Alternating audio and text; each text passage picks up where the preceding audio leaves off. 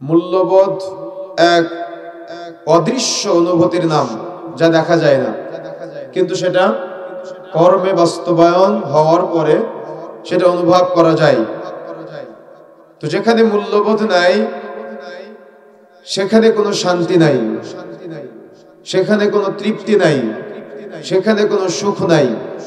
আর যেখানে মূল্যবোধ আছে, আর যে মূল্যবোধটা শরীয়তের সাথে সম্পৃক্ত, সে মূল্যবোধ যে পরিবারে, যে সমাজে, যে এলাকায়, যে দেশে এবং যে ব্যক্তির মধ্যে আছে, সেই দেশ, সেই পরিবার, সেই সমাজ এবং সেই ব্যক্তি, এই সব কিছুর সমন্বয়ে একটা সুন্দর পরিবার, সুন্দর সমাজ, সুন্দর দেশ, সুন্দর রাষ্ট্র উপহার দেওয়া যায়। কিন্তু যেখানে মূল্যবোধই নাই, সেখানে আপনি আমি যতই এই বিভিন্ন দার্স, বিভিন্ন আলোচনা করি না কেন, এটার কোনো ফলপ্রসূ রেজাল্ট পাওয়া যাবে না। এজন্য শরীয়তের দিক বিবেচনা করে আমাকে আপনাকে মূল্যবোধ জাগরণের একটা আপ্রাণ চেষ্টা করতে হবে। যদি মূল্যবোধ জাগরণের আপ্রাণ চেষ্টা না করি, তাহলে দেখবেন আমাদের সমাজের ধনী ধনী রাষ্ট্র যেগুলো আছে, এগুলা মানুষ মারার খাতে, অর্থাৎ মানুষ হত্যার খাতে যতগুলি অর্থ ব্যয় করে, এই অর্থগুলো যদি কোনো গরিব রাষ্ট্র বা দেখা যাচ্ছে যারা এখনো পর্যন্ত অর্থনীতির দিকে অনেক নিম্নমানের, এমন জায়গায় তারা অর্থগুলো ব্যয় করত, তাহলে গোটা পৃথিবী সবুজায়নে রূপান্তরিত হতো বা মানুষগুলা অসম্ভব সুন্দর হতো। কিন্তু তারা প্রত্যেকেই নিজেদের কাছে এক একটা বাটন তৈরি করে রেখে দিয়েছে, যে বাটনগুলা নিয়ে তারা মানুষের সাথে মজা করে, খেলা করে। এই মজা বা খেলার ছলে যদি কেউ একটা বাটন টিপে দেয়, তাহলে গোটা পৃথিবী এই মহাশূন্যে যেটা আছে, এই মহাশূন্যে ভাসমান ৬৬০০ বিলিয়ন টন ওজনের এই বিশাল পৃথিবীটা ধ্বংসে রূপান্তরিত হয়ে যাবে। এই জন্য মানবতার যে অবক্ষয় চলছে আমাদের সমাজে, এই অবক্ষয় রোধের জন্য আমাকে আপনাকে শরীয়তের দিকে, কোরআন ও সহিহ সুন্নাহর দিকে ফিরে আসার চেষ্টা করতে হবে। রাসূলুল্লাহ সাল্লাল্লাহু আলাইহি ওয়াসাল্লাম বলেছেন, কিয়ামতের আগে মূর্খতা বর্ষণ হবে। কিন্তু আমরা দেখতে পাচ্ছি দুনিয়াবে শিক্ষায় শিক্ষিত মানুষের সংখ্যা তো প্রচুর পরিমাণে বাড়তেছে। মানুষটা শিক্ষিত হচ্ছে, রেজাল্ট ভালো হচ্ছে, যত দিন যাচ্ছে তত মানুষের মাঝে এই শিক্ষিত মানুষের, দুনিয়াবে শিক্ষিত মানুষের নাম, যশ, খ্যাতি সব বৃদ্ধি পাচ্ছে। তাহলে রাসূলুল্লাহ সাল্লাল্লাহু আলাইহি ওয়াসাল্লাম যে বলেছে কিয়ামতের আগে মূর্খতা বর্ষণ হবে, তাহলে বিষয়টা কেমন হয়ে গেল না? রাসূলের কথা কি মিথ্যা হতে পারে? অসম্ভব না। মূলত এর ব্যাখ্যা হলো, কিয়ামতের আগে মূর্খতা বর্ষণ হবে বলতে শরীয়তের শিক্ষা, কোরআন হাদিসের শিক্ষা থেকে মানুষ দূরে সরে যাবে। মানুষের মাঝে কোরআন হাদিসের শিক্ষা থাকবে না। একটা হিন্দু যেমন তার শরীয়ত, অর্থাৎ তার ধর্ম নিয়ে যখন কোনো প্রশ্ন বা কোনো কিছু জানার প্রয়োজন হয়, তখন ব্রাহ্মণের কাছে চলে যায় বা পুরোহিতের কাছে চলে যায়, গিয়ে তার যেটা জানার প্রয়োজন আছে সেটা জানার চেষ্টা করে। আর আমাদের মুসলমানরা কোরআন হাদিস থেকে দূরে থাকার কারণে যে কোনো ছোটখাটো একটা মাসালার জন্য ওই হুজুরের কাছে গিয়ে পড়ে থাকে, এবং যে যা বলে তার কাছ থেকে কোনো দলিল ছাড়াই এমনিতেই একটা উত্তর নিয়ে চলাচল করার চেষ্টা করে। তাহলে তাদের সাথে আমাদের কতটা মিলে যাচ্ছে? কারণ কি? আমরা কোরআন থেকে দূরে, আমরা হাদিস থেকে দূরে। অথচ বিদায় হজের ভাষণে রাসূলুল্লাহ সাল্লাল্লাহু আলাইহি ওয়াসাল্লাম বলেছেন, তারাকতু ফিকুম আমরাইন লান তাদিল্লু মা তামাসসাকতুম বিহিমা কিতাবাল্লাহি ওয়া সুন্নাহ। কিন্তু সেই আল্লাহর কিতাব, ওহিয়ে মাতলু এবং ওহিয়ে গায়রে মাতলু, এই দুটো থেকেই আজকে আমরা বহু দূরে সরে এসে নিজেদেরকে শিক্ষিত পরিচয় দেওয়ার চেষ্টা করছি।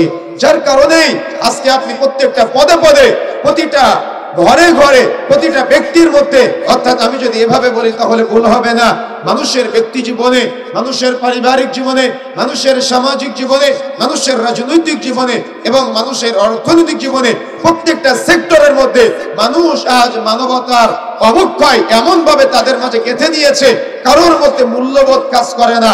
কে কাকে ঠকাতে পারে, কে কাকে অপমান করতে পারে, কে কারো ছোট করতে পারে, কে কারো নিন্দা করতে পারে, কে কারো সন্তানকে ছোট করে নিজের সন্তানের বড়ত্ব প্রকাশ করতে পারে, কে নিজেকে, অর্থাৎ নিজের বড়ত্ব জাহির করে অন্যকে ছোট করা, অসম্মান করা, গীবত তহমতে লিপ্ত থাকা, এগুলো আমাদের মাঝে, এগুলা খেলার মতো মনে করি, মজার মতো মনে করি আমরা।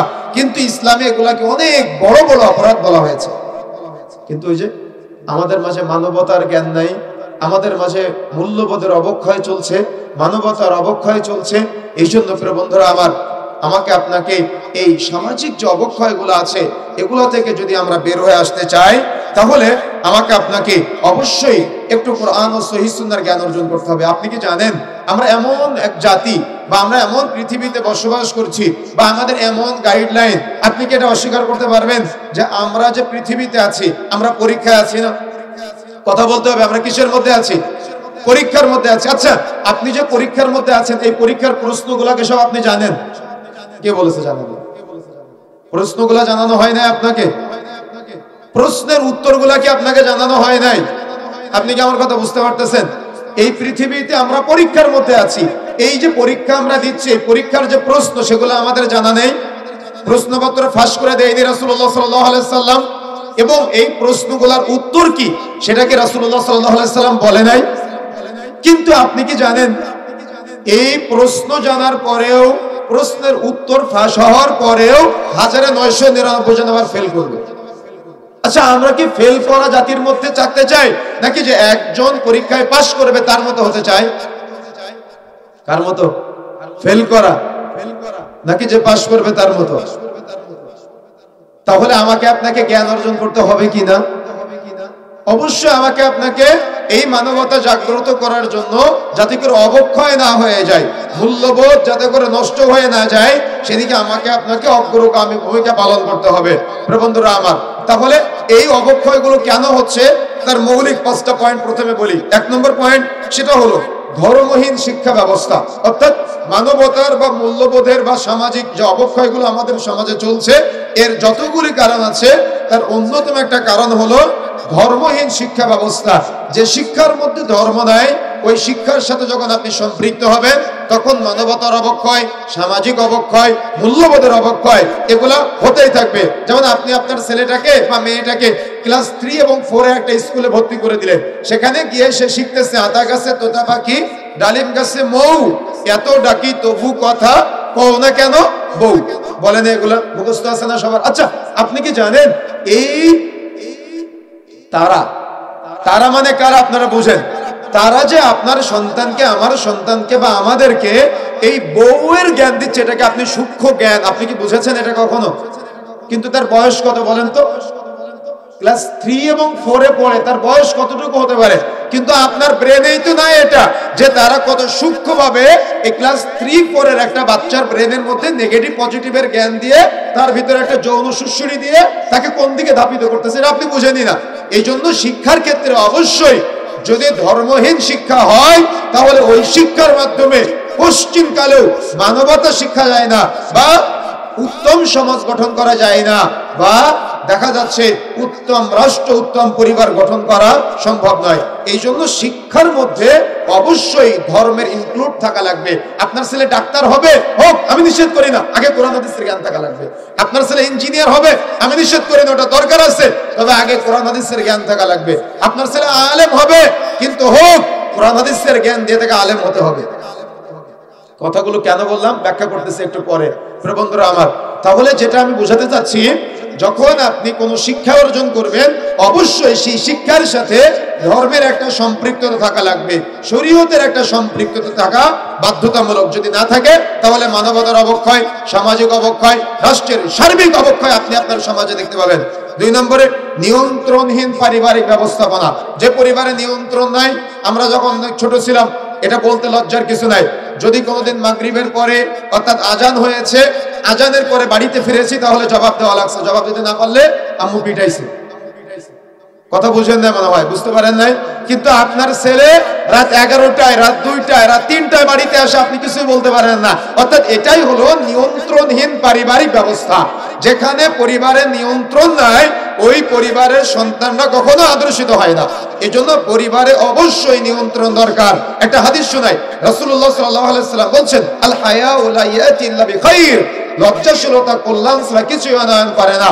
যদিও এর অনেকগুলো ব্যাখ্যা আছে, যেমন একটা ব্যাখ্যা নিজেকে নিজে লজ্জা পাওয়া, 2 নম্বর ব্যাখ্যা ছোটরা বড়দের লজ্জা পাওয়া, 3 নম্বর ব্যাখ্যা যখন মানুষ আল্লাহকে লজ্জা পায়। তবে এই 3টা ব্যাখ্যার সাথে ইমাম নববী রাহিমাহুল্লাহ একটা ব্যাখ্যা যুক্ত করেছেন, সেটা হলো বড়রা ছোটদের লজ্জা পাওয়া। পারিবারিক নিয়ন্ত্রণ তখনই আসবে যখন বড়রা ছোটদের লজ্জা পাবে। কিন্তু যদি বড়রা ছোটদের লজ্জা না পায়, তাহলে ওই পরিবার কখনো নিয়ন্ত্রণে আসবে না। কেন? ও জানে তার বাবা সুদখোর, সেও সুদ খাবে। ও জানে তার বাবা ঘুষখোর, সেও ঘুষ খাবে। ও জানে তার বাবা সিনেমা দেখে, সেও সিনেমা দেখবে। কেন? তার সিনেমা দেখতে তো লজ্জা লাগবে না। কেন? ওর বাবা পাশে বসে থাকে, ওর মা পাশে বসে থাকে, বাবা মা দাদা দাদি নানা নানি সবাই একসাথে বসে বসে সিনেমার দিকে তাকায় থাকে। অর্থাৎ ওই নগ্ন নারীটা টিভির মধ্যে যখন আসে, ওর বাবা অন্তরে যে কল্পনা করে, ওর মাও অন্তরে একই কল্পনা করে, ওর দাদা দাদু একই কল্পনা করে। তার মানে পরিবারের সবাই একসাথে বসে বসে জেনা করে। এখন এই যদি নিয়ন্ত্রণহীন পরিবার ব্যবস্থা হয়, তাহলে আপনি কি কখনো বলতে পারবেন যে আব্বু তুমি কখনো সিগারেট খেও না, তুমি কখনো সিনেমা দেখো না? আপনার পরিবার কতটাই নিয়ন্ত্রণহীন যা আপনি আপনার ছেলেটার হাতে 5 টাকা হাতে ধরিয়ে দিয়ে বলতেছেন যাও আব্বু সিগারেট কিনে নিয়ে আসো। ও একদিন যায়, 2 দিন যায়, 3 দিন যায়, 4 দিনের দিন বলে আমার আব্বু কি খায় আমিও একটু খেয়ে দেখি। তাহলে কি এই পরিবারে নিয়ন্ত্রণ আছে? নিয়ন্ত্রণ আছে। আপনি বাবা কাপুরুষ দাঁড়িয়ে আছেন, আপনার সামনে আপনার মেয়েটা মাথার চুল খোলা রেখে রাস্তায় ঘুরে বেড়ায়, আপনার সামনে ঘুরে বেড়ায়। আপনি বাবা দাঁড়িয়ে আছেন, আপনার সামনে আপনার মেয়েটা মাফলারের মতো করে ওড়না গায়ে দিয়ে, ও গেঞ্জি গায়ে দিয়ে আপনি বাবা আপনার সামনে ঘুরে বেড়ায়। এখন আপনি বাবা, আপনাকে যদি সে এতটুকু লজ্জা না করে, তাহলে ও রাস্তার মানুষকে লজ্জা করবে জীবনে কোনো সময়? তাহলে কি পরিবার নিয়ন্ত্রণ করতে হবে না? এই নিয়ন্ত্রণহীন পারিবারিক ব্যবস্থাপনাগুলা আজকে মানবতার অবক্ষয়ের দিকে নিয়ে যাচ্ছে। আপনার সন্তান সে জানে যে আমার বাবা ও তার বোনের জমি ফাঁকি দিয়ে আমার জন্য রেখে গিয়েছে, তো আপনার ছেলেটা কি শিখবে? যে আমার বাবা যে জমিগুলো রেখে যাবে, আমিও সেই জমি থেকে আমার বোনকে ফাঁকি দিব। তাহলে কি পরিবারে শরীয়তের শিক্ষা আছে নাকি নিয়ন্ত্রণহীন পারিবারিক শিক্ষা ব্যবস্থাপনাগুলো চলতেছে আমাদের মাঝে? আপনি ফজরের সময় ঘুমিয়ে আছেন, আপনার ছেলে জীবনেও নামাজি হবে না। আপনি জুমার দিন সবার শেষে মসজিদে যান, আপনার ছেলে সবার শেষে মসজিদে যাবে। এটা বাস্তবতা। কেন? ও জানে ওর বাবা এটা করে, কিন্তু আপনি রাস্তা দিয়ে যাচ্ছেন, যাওয়ার সময় দেখতেছেন যে আপনার বাইকের নিচে একটা হাঁস পড়েছে বা মুরগি পড়েছে। তখন আপনি কি করলেন? ওই মুরগির মালিক বা হাঁসের মালিকটাকে খুঁজে বের করে তাকে একটা ক্ষতিপূরণ দিলেন। আপনার সন্তান কি শিখবে? আর আপনি পালিয়ে গেলে আপনার সন্তান কি শিখবে? আমি বুঝাতে পারি না মনে হয়, কথা কি বুঝতে পেরেছেন? সৌদি আরবের একজন ভাই, দিনী ভাই, উনি ওনার ছেলেকে নিয়ে রাস্তা দিয়ে যাচ্ছে। তো যাওয়ার সময় যে ট্রাফিক সিগন্যাল লাইট আছে না, ট্রাফিক সিগন্যাল লাইট চলে গিয়েছে, তো পুলিশ নাই, উনি গাড়ি চালিয়ে চলে গিয়েছে। তো ছেলে পিছন দিক থেকে বলতেছে আব্বু ট্রাফিক লাইট জ্বলা সত্ত্বেও যে আপনি চলে আসলেন। তো বাবার মধ্যে একটা ভয়, অর্থাৎ সন্তানের উপস্থিতিতে বাবা যে একটা অপরাধ করেছে, অপরাধ বোধটা তার মধ্যে কাজে লাগতেছে, অর্থাৎ তার অন্তরে একটা ধাক্কা দিয়েছে, ইস আমি আমার ছেলের সামনে ভুল করে ফেললাম। তো এই অপরাধ বোধ থেকে উনি গাড়িটা ঘোরায় উনি চলে গিয়েছে ট্রাফিক কন্ট্রোল পুলিশ অফিস যেখানে আছে সেখানে চলে গিয়েছে। গিয়ে বলতেছে যে অমুক ট্রাফিক সিগন্যালে ট্রাফিক লাইট জ্বলা সত্ত্বেও আমি ক্রস করে চলে এসেছি, আমাকে জরিমানা করেন। তো বলতেছে ওখানে পুলিশ ছিল না। না, তো পুলিশ যেহেতু ছিল না, তো আপনার এখানে ঘুরে আসার দরকার কি? কেউ তো আপনাকে দেখে না, আপনি চলে যেতেন। তো বলতেছে কেউ দেখে না, আমার ছেলে যে দেখেছে। বুঝেন না মনে হয়? কিন্তু আপনার ছেলে জানে যে আপনি সুদখোর, আপনার ছেলে জানে যে আপনি ঘুষখোর, আপনার ছেলে জানে যে আপনি বেনামাজি, আপনার ছেলে জানে যে আপনি সিনেমা দেখেন, আপনার ছেলে জানে যে আপনি পরকিয়া করেন, আপনার ছেলে জানে যে আপনি সব সময়, তার মানে ওই আপনার বাড়িতে পাওনাদের এসেছে, আপনি আপনার ছেলেকে বলতেছেন আব্বু যাও বাহিরে গিয়ে বলো তোমার আব্বু বাড়িতে নেই। কি শিখলো আপনার ছেলেটা? বুঝেন না মনে হয়? বুঝতে পেরেছেন আমার কথা? আপনি কি বলছেন? অথচ স্টিল আপনি বাসায় আছেন, কিন্তু আপনি আপনার ছেলে বা মেয়েকে শিক্ষা দিচ্ছেন যে আব্বু বাইরে গিয়ে বলো যে তোমার আব্বু বাড়িতে নেই। তাহলে আপনি আপনার ছেলেটাকে মিথ্যা বলা শিখালেন। তো আপনি কি জীবনে বলতে পারবেন যে আব্বু তুমি এই মিথ্যা বলো না? এ বলার যোগ্যতা আপনার থাকলো? আপনার স্ত্রী কোনো একটা ভুল করেছে, চট করে ছেলের সামনে আপনি আপনার স্ত্রীর গায়ে হাত দিলেন। আর আপনার স্ত্রীও কি করে? চট করে স্বামীর সাথে তর্কে লিপ্ত হয়। তো আপনার ছেলেটা কি শিখলো? বিয়ের পরে বউ পিটাতে হবে। আর মেয়েটা শিখলো বিয়ের পরে স্বামীর সাথে তর্ক করতে হবে। আমি বুঝাতে পারি না মানে আপনাকে। তাহলে এই যে নিয়ন্ত্রণহীন পারিবারিক ব্যবস্থাপনাগুলো চলতেছে কেন? শরীয়তের শিক্ষা নাই তাই, মূল্যবোধ নাই তাই, মানবতার অবক্ষয় চলতেছে আমাদের মাঝে। এইভাবে পারিবারিক বংশ পরম্পরায় আজকে সন্তানগুলা মানবতার অর্থাৎ মূল্যবোধের এতটাই অবক্ষয় হয়েছে আমাদের সমাজে, মানবতার এতটা অবক্ষয় হয়েছে, ওর পাশে ওর বাবা দাঁড়িয়ে আছে, ওর বাবাকে দাম দেয় না। ওর পাশে আলেম ওলামা দাঁড়িয়ে আছে, ও আলেম ওলামাকে দাম দেয় না। ওর পাশে ওই মুরব্বী চাচা দাঁড়িয়ে আছে, ওর চাচাকে দাম দেয় না। ওর পাশে খতিব সাহেব দাঁড়িয়ে আছে, ও তাকে দাম দেয় না।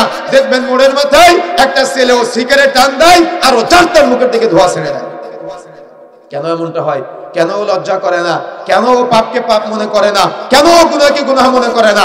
কারণ ওর পারিবারিক মানবতার অবক্ষয় আছে। ওর বাবা ওকে পাপ করতে শিখিয়েছে, ওর বাপ ওর সিগারেট ধরায় দেয় আর ওর বাবা সিগারেট ধরায় দেয়, যার কারণে ওর বাপকে লজ্জা করে না, ওর বাবার দিকেও সিগারেট ধোঁয়া ছেড়ে দেয়। কথা কি বুঝতে পেরেছেন? কথা বুঝেন নাই আপনি, সকালে তো ভুলে যাবেন। প্রিয় বন্ধুরা আমার, তাহলে এই যে পারিবারিক নিয়ন্ত্রণহীন শিক্ষা ব্যবস্থা আমাদের মাঝে চলতেছে, অর্থাৎ পরিবার যদি তার সন্তানকে নিয়ে চিন্তা গবেষণা না করে তাহলে পৃথিবীর কেউ শেখাতে পারে না। এই জন্য পরিবারকে অবশ্যই এগিয়ে আসতে হবে। তারপরে 3 নম্বর, বিচারহীনতা। অর্থাৎ যেখানে বিচার নাই সেখানে মানবতা নাই, সেখানে মূল্যবোধ নাই। আপনি কোনো একটা আপনার সাথে কারোর কোনো প্রকার বাক বিতর্ক হয়েছে বা কোনো একটা সমস্যা হয়েছে, আপনি কোথাও মামলা করবেন, প্রক্রিয়া আছে। তো মামলা করতে গেলে আপনি মারা যাবেন, মারা যাওয়ার বহু বছর পর ওটার ফয়সালা হবে।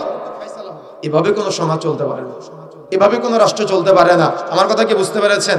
সুতরাং প্রিয় বন্ধুরা আমার, এই যে বিচারহীনতা আমাদের সমাজে চলছে, আর এক শ্রেণীর বিচার ব্যবস্থা তো আমাদের সমাজে আছে, অর্থাৎ আপনি যেদিকে ঘুষ দিবেন সেদিকে ফয়সালা চলে আসবে। এই যে বিচারহীনতা আমাদের মাঝে চলছে, এগুলোর মাধ্যমেও বিভিন্ন সমাজে দেখা যায় এই মানবতার অবক্ষয় বা মূল্যবোধের অবক্ষয়, এগুলো সবসময় চলতে থাকে। 4 নম্বরে, প্রচার মাধ্যমগুলা। প্রচার মাধ্যমগুলা আজকে এমন ভাবে আমাদেরকে প্রভাবিত করতেছে যে আমাদের যুব সমাজ, আমাদের যুবতীরা, আমাদের পরিবারগুলা ধ্বংসের দ্বারা প্রান্তে। কেন? ওই যে আপনার স্ত্রী দিনরাত সিনেমা দেখে, আপনার মেয়ে দিনরাত নাটক দেখে। এখন কি হয়? ওই নাটক দেখার মাধ্যমে এগুলা তো প্রচুর মানুষের কাছে চলে যায়। আপনি একটা ওয়াজ মাহফিল চাইলে মানুষের কাছে পৌঁছাতে পারবেন না, খুব কষ্ট। কিন্তু এই নাটক, সিনেমা, অশ্লীলতা, এগুলা শয়তানি প্ররোচনার মাধ্যমে এমন ভাবে মানুষের কাছে পৌঁছায় আর এমন ভাবে আকৃষ্ট করে, নাটক সিনেমাগুলা সাজায় যে পরিবারের বিভিন্ন সদস্যরা এগুলা দেখে। এখন আপনার স্ত্রী ওই নাটকের মধ্যে বা সিনেমার মধ্যে বা ওই মিডিয়ার মাধ্যমে যে মেয়েটাকে বা যে ছেলেটাকে দেখে, আপনি একজন স্বামী, এটা তো রিয়েলিটি, এটা তো নাটক না, এটা তো দেখা যাচ্ছে কোনো সিনেমা না। এখন আপনি চাচ্ছেন আপনার স্ত্রীকে ওই নাটকের মেয়েটার মতো করে, আর আপনার স্ত্রী আপনাকে চাচ্ছে ওই সিনেমার ছেলেটার মতো করে। ওটা তো একটা সাজানো নাটক, ওটা তো গল্প, ওটা কি বাস্তব জীবন? কিন্তু যখন ওই তার মতন করে চায়, যখন সিনেমার মতন করে চায়, যখন নাটকের মতন করে চায়, তখনই তো সমস্যা হয়ে যায়। তখন তো ওটা পায় না, ওটা তো নাটক আর এটা রিয়েলিটি। যখন বাস্তবতা মিলে না তখন তালাক আর তালাক, যেদিকে যাবেন সেদিকে তালাক। কেন এত তালাক? এই যে মিডিয়া অর্থাৎ প্রচার মাধ্যমগুলা পরিবারগুলাকে এমন ভাবে প্রভাবিত করতেছে আজকে যে তারা ওই মিডিয়ার মধ্যে যেটা দেখে ওভাবে পরিবারটাকে চায়, কিন্তু ওভাবে তো পাওয়া সম্ভব না। ওটা স্ক্রিপ্ট লিখে আর অভিনয় করে, কিন্তু অভিনয় তো বাস্তবতা হতে পারে না। কথা বুঝতে পেরেছেন? এই জন্য সতর্ক হতে হবে। আর এই মিডিয়া এমন একটা জিনিস যে এটা কোনো একজন সৎ ব্যক্তিকে একেবারে জেনাকার বানাতে পারে, মিথ্যুক বানাতে পারে, অপরাধী বানাতে পারে, চোর বানাতে পারে, আবার কোনো এক চোর ডাকাত বদমাশকে ফেরেশতা বানিয়ে দিতে পারে। এই জন্য এই নিয়ন্ত্রণহীন প্রচার মাধ্যমগুলোর মাধ্যমে মানবতার অবক্ষয় চলছে। তারপরে 5 নম্বরে, পর্নোগ্রাফি। পর্নোগ্রাফি মানে শুধুমাত্র উলঙ্গপনা না, এটার মাধ্যমে চোখের জেনা হতে পারে, অন্তরের জেনা হতে পারে, হাতের জেনা হতে পারে। কিয়ামতের আগে জেনা বিচার বেড়ে যাবে। তার মানে কি শুধু শারীরিক জেনা বাড়বে? অন্তরের জেনা বাড়বে, হাতের জেনা বাড়বে, পায়ের জেনা বাড়বে। অর্থাৎ আপনি একটা চায়ের দোকানে বসবেন, কালকে সকালে গিয়ে দেখবেন একটা সিনেমা টিভি অর্থাৎ টিভি আছে, ওই টিভির মধ্যে আপনার গ্রামের 4-5 জন 10 জন মুরব্বী একসাথে বসে বসে ওই নাটক সিনেমার দিকে তাকায়, আর নগ্ন নারীটা আসলে সবাই চিল্লাপাল্লা করে। তার মানে সবাই একসাথে বসে বসে পর্নোগ্রাফিতে আসক্ত হয়ে আছে। বুঝেন না মনে হয় আপনি কি বুঝতে পেরেছেন বিষয়টা? এই যে সমাজে চলছে এগুলার কারণে আজকে আমাদের সমাজে এই মানবতার অবক্ষয় বা আমাদের সন্তানরা আজকে আদর্শিত হচ্ছে না। কিন্তু আপনি কি জানেন, এর বাহিরেও আমি যে বলেছি না যে একজন ডাক্তার হবে কিন্তু তার আগে শরীয়তের জ্ঞান থাকা লাগবে, ইঞ্জিনিয়ার হবে শরীয়তের কোরআন হাদিসের জ্ঞান থাকা লাগবে, আলেম হবে কোরআন হাদিসের জ্ঞান থাকা লাগবে। একজন বিভিন্ন কৃষক হবে, কোরআন হাদিসের জ্ঞান থাকা লাগবে। একজন ব্যক্তি সে যখন বাড়ি থেকে বের হয়, বাড়ি থেকে বের হওয়ার সময় যদি অন্তরে কল্পনা করে আমি নিজে হালাল খাবার খাবো, পরিবারকে হালাল খাবার খাওয়াবো, স্ত্রী সন্তানকে হালাল খাবার খাওয়াবো, ও বাড়ি থেকে বের হয়ে বাড়ি ফিরে আসার আগ পর্যন্ত যত সময় বাড়ির বাইরে থাকবে তার পুরোটা ইবাদত হবে। সুবহানাল্লাহ। এখন শেখ ডক্টর হিদায়াতুল্লাহ সাহেব বলছিলেন কর্মঘণ্টা ফাঁকি না দেওয়া।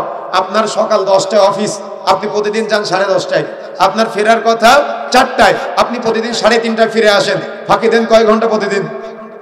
1 ঘন্টা করে ফাঁকি দেন। তাহলে 30 দিনে 30 কর্মঘণ্টা ফাঁকি দেন। তাহলে আপনি যে 30 কর্মঘণ্টা ফাঁকি দিচ্ছেন, আপনার মালিক 1 মাসে আপনাকে 1000 টাকা কম দিলে আপনি তাকে জালেম বলেন, তো আপনি যে 30 ঘন্টা ফাঁকি দিলেন আপনি কি জালেম না? কথা কি বুঝতে পারেন না মনে হয়? আপনি কি জালেম না? এজন্য আপনি যেটাই করেন না কেন কোরআন হাদিসের জ্ঞান থাকা লাগবে, শরীয়তের জ্ঞান থাকা লাগবে, আল্লাহ ভীতি থাকা লাগবে। কিয়ামতের মাঠে সবাই নফসি নফসি করছে, কিয়ামতের মাঠে সবাই উলঙ্গ অবস্থায় দিক বিদিক ছুটাছুটি করছে, সূর্য কারোর মাথার নিকটবর্তী, শরীরে রক্ত পুজ যেগুলো আছে সেগুলোর মধ্যে মানুষ হাবুডুবু খাচ্ছে। এই কঠিন পরিস্থিতিতে বাবা তার সন্তানকে চিনে না, সন্তান তার বাবাকে চিনে না, স্বামী তার স্ত্রীকে চিনে না, স্ত্রী তার স্বামীকে চিনে না। এই কঠিন বিভীষিকাময় পরিস্থিতিতে দেখতে পাবে ওই দূর প্রান্তে উঁচু জায়গায় একজন নারী আর একজন পুরুষ তারা দাঁড়িয়ে আছে, পোশাক পরা অবস্থায় তারা দাঁড়িয়ে আছে, তাদের মাথায় মুকুট জল জল জল জল করতেছে। বুঝেন না মনে হয়? সবাই নফসি নফসি করছে, সবাই উলঙ্গ, সবাই দিক বিদিক ছোটাছুটি করছে, কিন্তু তারা সম্মানজনক জায়গায় আছে, তাদের মাথায় নূরের মুকুট পরা আলোকিত অবস্থায় আছে, সবাই আবার সেটা দেখতেও পাচ্ছে। তখন এই যারা নফসি নফসি করছে এরা জিজ্ঞাসা করবে ফেরেশতাদেরকে, ওরা কারা? ওদেরকে এখন এমন সম্মান দেওয়া হলো, ওদেরকে এমন মর্যাদা দেওয়া হলো, আমরা উলঙ্গ কিন্তু তারা পোশাক পরা, আমাদের মাথার নিকটবর্তী জায়গায় সূর্য কিন্তু তাদের মাথায় নূরের মুকুট পরানো, তারা কেন এমন সম্মানের জায়গায়? তখন ফেরেশতারা বলবে এটা হলো হাফেজে কোরআনের পিতামাতা। কি সুবহানাল্লাহ? বাড়িতে গিয়ে বলবেন কি? আপনি কি বলেন ফকিরি বিদ্যা শেখাচ্ছিস কেন তোর ছেলেকে? কে কথা বলে না? তোর ছেলেকে ফকিরি বিদ্যায় প্রতিষ্ঠানে ভর্তি করেছিস কেন? কিন্তু এই ফকিরি বিদ্যা আপনাকে কোথায় নিয়ে যাচ্ছে? কিয়ামতের মাঠে একটা হাফেজ সন্তানকে বলা হবে অরাতিল, তুমি তিলাওয়াত করো, ও তিলাওয়াত করবে আর মর্যাদা বাড়বে, বাড়তে বাড়তে বাড়তে বাড়তে জান্নাত পর্যন্ত পৌঁছে যাবে। তখন সে আবার বলবে আল্লাহ আমার যে বাবা মা আজকে আমাকে এ পর্যন্ত পৌঁছে দিয়েছে, আল্লাহ আমি তাদেরকে সাথে নিয়ে জান্নাতে যেতে চাই। সুবহানাল্লাহ। কি এগুলো ফকিরি বিদ্যা? কি মনে হয় আপনার কাছে এগুলো ফকিরি বিদ্যা? প্রিয় বন্ধুরা আমার, এই মানবতার শিক্ষা যেখানে নাই সেখানে এই মানবতার অবক্ষয় চলে আসে। প্রিয় বন্ধুরা আমার, কিভাবে আসে দেখেন, আজকে আমাদের মাঝে এই যে কথাগুলো আমি বললাম, তার মানে 5টা পয়েন্টে ধর্মহীন শিক্ষা ব্যবস্থা, নিয়ন্ত্রণহীন পারিবারিক ব্যবস্থা, তারপরে বিচারহীনতা, প্রচার মাধ্যম এবং পর্নোগ্রাফি, এই যে এগুলোর সাথে মানুষ সম্পৃক্ত কেন হচ্ছে? শরীয়তের জ্ঞান নাই তাই, কোরআন হাদিসের জ্ঞান নাই তাই। এখন আপনি হয়তো বলতে পারেন যে তাহলে আপনি একটু ব্যাখ্যা করেন কিভাবে আজকে আমাদের মানবতার অবক্ষয় হচ্ছে শরীয়তের শিক্ষা না থাকার কারণে। আপনার ব্রেনে হয়তো এটা নাই, কিন্তু আপনি চলে যান হসপিটালে, যান আপনার স্ত্রীকে নিয়ে, আপনার স্ত্রী প্রেগনেন্ট, আপনি আপনার স্ত্রীকে প্রেগন্যান্সি অবস্থায় আপনি আপনার স্ত্রীকে হসপিটালে নিয়ে গেছেন। এখন নিয়ে যাওয়ার পরে কোনো একজন ডক্টরের আপনি অ্যাপয়েন্টমেন্ট নিয়ে মাস কি মাস তার আওতায় থাকলেন, কিন্তু আপনি কি জানেন সেখানে কি খেলা করা হয়? বিভিন্ন ডক্টরের মাধ্যমে আমরা যারা জানতে পারি যে আপনার স্ত্রীর অর্থাৎ তার মাতৃগর্ভে বাচ্চা থাকাকালীন সময় ওই বিভিন্ন ঔষধ প্রয়োগের মাধ্যমে বাচ্চাটাকে মায়ের পেটের মধ্যে বড় করে ফেলা হয়। কথা বুঝেন না মনে হয়? মায়ের পেটের মধ্যে বড় করে ফেলা হয়। বা যদি কেউ অ্যাপয়েন্টমেন্ট নাও নেয়, একবারে শেষ মুহূর্তে হসপিটালে যায়, যাওয়ার পরে আপনি স্বামী দাঁড়িয়ে আছেন, আপনি বাবা দাঁড়িয়ে আছেন, আপনি ভাই দাঁড়িয়ে আছেন, তারা সিদ্ধান্ত দিবে না, সিদ্ধান্ত আপনার ব্রেনে চাপিয়ে দিবে। তারা বলবে মায়ের পেটের মধ্যে পানির কমতি আছে, বাচ্চা উল্টে আছে, বাচ্চা নারীর সাথে জড়িয়ে আছে, ইমার্জেন্সি তাকে সিজার করতে হবে, সিজার না করলে হয় বাচ্চা মারা যাবে না হয় মা মারা যাবে। কিন্তু আপনি তো জানেন না বিষয়টা কি। কথা বুঝেন না মনে হয়? ওই যে আপনার গ্রাম থেকে একজন মহিলা অ্যাপয়েন্টমেন্ট করেছে যে অমুক হসপিটালে যাও, করে না? গ্রাম্য ডাক্তার অ্যাপয়েন্টমেন্ট করেছে অমুক হসপিটালে যাও, এই গ্রাম্য ডাক্তারের একটা পার্সেন্টেজ, ওই গ্রাম্য ডাক্তার বলেছে অমুক অ্যাম্বুলেন্স এবং ভ্যানে করে যাও, ওই ভ্যান ড্রাইভার বা অ্যাম্বুলেন্স ড্রাইভার একটা পার্সেন্টেজ পায় অমুক হাসপাতালে নিয়ে যাওয়ার জন্য, ওই হসপিটালে যিনি ডক্টর আছে তিনি একটা পার্সেন্টেজ পায় ওই হসপিটালের।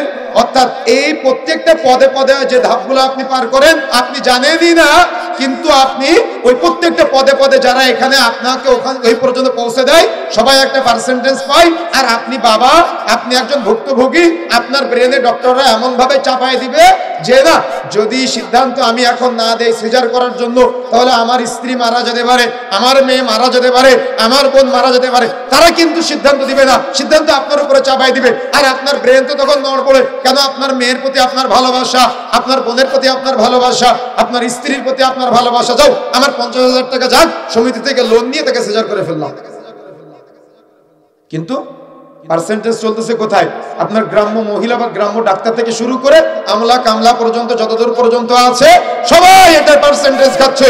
এখন যদি তাদের শরীয়তের জ্ঞান থাকতো তাহলে কি তারা কোশ্চিন কালেও এই যে একজন ব্যক্তি সে হত দরিদ্র, তার 10,000 টাকা বের করার কোনো ক্ষমতা নাই, কিন্তু তার ব্রেনের উপরে এই যে 40,000 টাকা 30,000 টাকার একটা প্রেশার দিয়ে এই যে সিজারের প্রবণতা আমাদের নতুন বাংলাদেশে, অর্থাৎ আমাদের স্বাধীন বাংলাদেশে, আমাদের মাতৃভূমিতে আমরা দেখতে পাচ্ছি, তাহলে তাদের যদি শরীয়তের শিক্ষা, কোরআন হাদিসের জ্ঞান থাকতো তাহলে মানুষকে কি এভাবে কষ্ট দিতে পারতো? এখন আপনি হয়তো বলতে পারেন তাহলে কি সমস্যা শুধু ওখানে না, সমস্যা আমাদের মধ্যেও আছে। এই ওয়াজ মাহফিলের মাইকগুলা এক সময় ছিল কিচ্ছা কাহিনীর মাইক, ওই যে সাদ্দাদের কিচ্ছা কাহিনী, এক সময় ছিল হরিণের কিচ্ছা কাহিনী, এক সময় ছিল আপনারা দেখেছেন রসুলের সাথে বুড়ির বড়ের কাটার কিচ্ছা কাহিনী, জাল তাফসীর। আর এখন নতুন করে যুক্ত হয়েছে এই ওয়াজ মাহফিলের মাইকগুলা বিভিন্ন নাটক সিনেমার গান নকল করে বলা, আর এগুলো আজকে হয়েছে ওই দেখা যাচ্ছে রাজনৈতিক বড় বড় প্রচারণার একটা মাধ্যম। আর ওদেরকে আপনি নিয়ে আসবেন, দেখবেন যখন আপনি ডেট নিতে যাবেন তখন আপনাকে 80,000 টাকা পেমেন্ট করা লাগবে। 40,000 45,000 টাকা এক বক্তাকে দেওয়া হয়েছে, 5,000 টাকা স্টেজে ওঠার আগে দেয় নাই, তাই বক্তা বক্তব্য দেবে না। তো যাদের মাধ্যমে মানুষ মানবতা শিখবে, তারাই যদি মানবতার দিকে এগিয়ে না আসে, তাদের মধ্যে যদি মূল্যবোধের অবক্ষয় থাকে, তাহলে এই জাতি কোথায় চলে যাবে? আজকে কথা বুঝেন না মনে হয়। আমি আমাদের কথা বললাম, আমরা রাহবার, এই রাহবার যদি পথভ্রষ্ট হয় তাহলে রাহবার যাদের নেতৃত্ব দিবে তারা কি করবে? একজন উন্নত বড় চাকরিজীবী, আমি নাম বলতেছি না, তার মানে বড় পর্যায়ের ভালো পর্যায়ের একজন চাকরিজীবী এক মাসে যত টাকা পায়, আল্লাহ আপনাকে একদিনে তার থেকে বেশি দেয়, তাও আপনার সাধ্য হয় না, তাও আপনার সুখ হয় না, তাও আপনার ভালো লাগে না, তাহলে আপনার মাধ্যমে জাতি কি শিখবে? আমার কথা কি বুঝতে পারতেছেন? কথা বুঝতে হবে ব্রেন দিয়ে। তাহলে এই যে আমাদের সমাজে চলতেছে, আমরাই যদি মানবতার শিক্ষা দেওয়া ব্যক্তিরাই যদি মানবতার অবক্ষয় আমাদের মধ্যেই থাকে, তাহলে এই সমস্ত জাহালত রূপান্তরিত হবে, এটাই বাস্তবতা। এই জন্য বলেছি যে আলেম হলেও কোরআন হাদিসের জ্ঞান থাকা লাগবে, আল্লাহ ভীতি থাকা লাগবে, শরীয়তের ব্যাপারে তার অগাধ ভালোবাসা থাকা লাগবে, দ্বীন প্রচারের আকাঙ্ক্ষা থাকা লাগবে। তা না হলে ওই তার সাথে আপনার ওই মিলানো যায়, কোনো পার্থক্য নাই।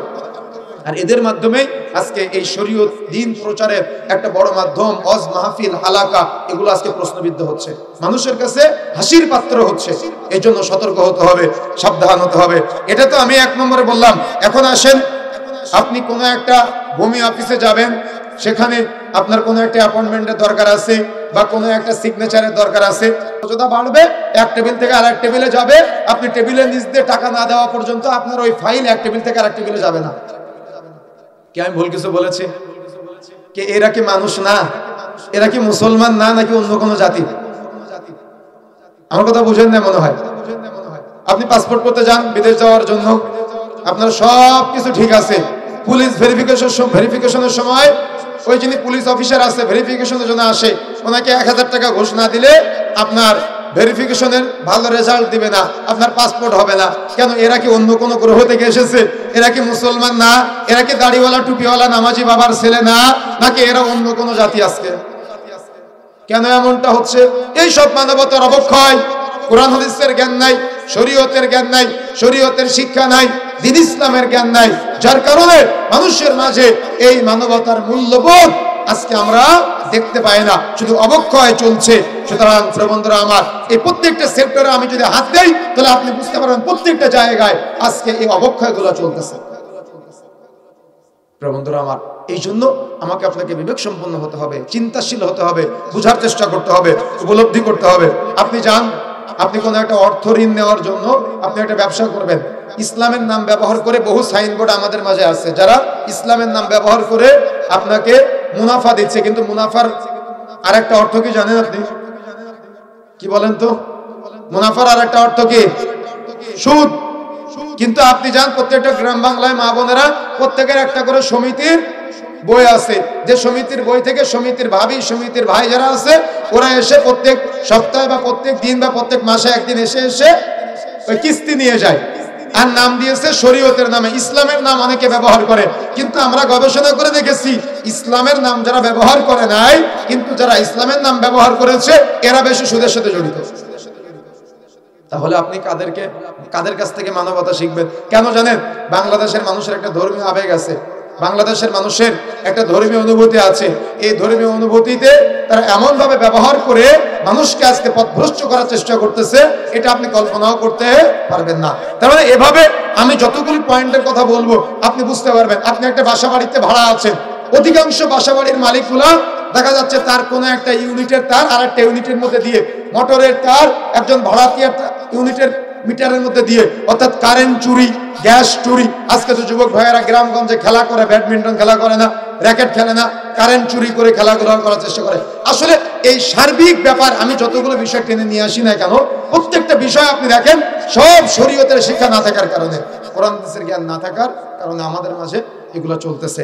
এরপরে আপনি আসেন, একটা প্রাপ্ত বয়স্ক যুবক, সে বিয়ে করেছে, বিবাহের পরে তার স্ত্রী আর তার সন্তান তার পাশে দাঁড়িয়ে আছে, তার স্ত্রী আর সন্তানকে সামনে রাখিয়ে নাচানাচি করাচ্ছে গানের তালে তালে, আরো মোবাইলে ভিডিও করে টিকটক, ইনস্টাগ্রাম, ইউটিউবে বিভিন্ন জায়গায় ও ওটা ছড়িয়ে দিচ্ছে। তার মানে ও বিয়ে করেছে আর ওর বউকে রাস্তার মানুষের, ফেসবুকের মানুষের, ইউটিউবের মানুষের, ও দেখা যাচ্ছে ইনস্টাগ্রামের মানুষের সম্পদ বানিয়ে দিয়েছে আজকে। কথা বুঝেন না মনে হয়? কথা কি বুঝতে পারছেন কেন ভাই এগুলা হচ্ছে? এগুলাকে নতুন শুনতেছেন, এগুলো ব্রেনে ক্যাচ করে না কোনো সময়, এগুলো তো নতুন না, এগুলো বাস্তবতা। এই বাস্তবতা আপনি মিলাবেন কিভাবে? প্রত্যেকটা ক্ষেত্রে কত বড় নির্লজ্জ স্বামী, কত বড় বেহায়া বাপ, ওর সামনে ওর মেয়ে আর বউ নাচানাচি করে আর ওটা ভিডিও করে রাস্তার মানুষকে দেখায়, ওটা ভিডিও করে ও সোশ্যাল মিডিয়ায় আপলোড করে সোশ্যাল মিডিয়ার ফেসবুক, ইউটিউবের মানুষের সম্পদ বানায় দেয় নিজের স্ত্রী মেয়েকে। ও সেলফি তুলে ফেসবুকে আপলোড করে, নতুন বিয়ে করে নতুন বউটাকে নিয়ে রাস্তায় মোটরসাইকেলের পিছনে বিপরাদায় ঘুরিয়ে নিয়ে বেড়ায়। এই জাতিকে আমি কিভাবে বুঝাবো মানবতা? কিভাবে বুঝাই বলেন? এগুলো চলতেছে আমাদের মাঝে। এগুলোর মাধ্যমে আজকে নৈতিকতার যত অবক্ষয় আছে সেগুলো এগুলোর মাধ্যমে ছড়াচ্ছে। এই জন্য মানবতার এই চূড়ান্ত শিক্ষাগুলো আপনাকে অবশ্যই ইলম অর্জন করা অত্যন্ত জরুরি। আপনি যে আজকে এখানে এসেছেন, আপনি কি জানেন এখানে এই যে আপনি এসেছেন কোরআন হাদিসের জ্ঞান অর্জন করার জন্য, ইলম অর্জনের জন্য? আপনি কি জানেন যখন কোনো ব্যক্তি এক জায়গা থেকে আরেক জায়গায় ইলম অর্জনের জন্য যায়, তখন ফেরেশতারা তার পায়ের নিচে পাখা বিছিয়ে দেয়? আপনি কি আজকে এটা ফিল করেছেন আসার সময়? ফিল করেন নাই তো, আপনি তো জানেনই না, বা জানলেও আপনার ব্রেনের মধ্যে এটা নাই। বন্ধুরা আমার, এই জন্য আমাকে আপনাকে জ্ঞান অর্জন করতে হবে। হুজুরেরা আপনার কাছে যাবে এমনটা না, জ্ঞান আপনাকে অর্জন করতে হবে। আপনি আলেম ওলামার কাছে গিয়ে ইলম অর্জন করবেন, আপনি আলেম ওলামার কাছে গিয়ে শিক্ষা অর্জন করার চেষ্টা করবেন। তা না হলে এই যে কথাগুলো, আরো অনেকগুলো পয়েন্ট যেগুলো মূলত আমি বোঝাতে চাচ্ছি আপনাদের, এই সব মানবতার অবক্ষয় আমাদের মাঝে চলছে, সামাজিক অবক্ষয় আমাদের মাঝে চলছে। কোরআন হাদিসের জ্ঞান, কোরআন হাদিসের ইলম, শরীয়তের জ্ঞান না থাকার কারণে এখন এখান থেকে পরিত্রাণের জন্য, এখান থেকে ফিরে আসার জন্য আমাদের কি কি পদক্ষেপ নেওয়া দরকার? অর্থাৎ প্রথম পদক্ষেপ হবে আপনার সন্তানকে নিয়ে পরিকল্পনা করা।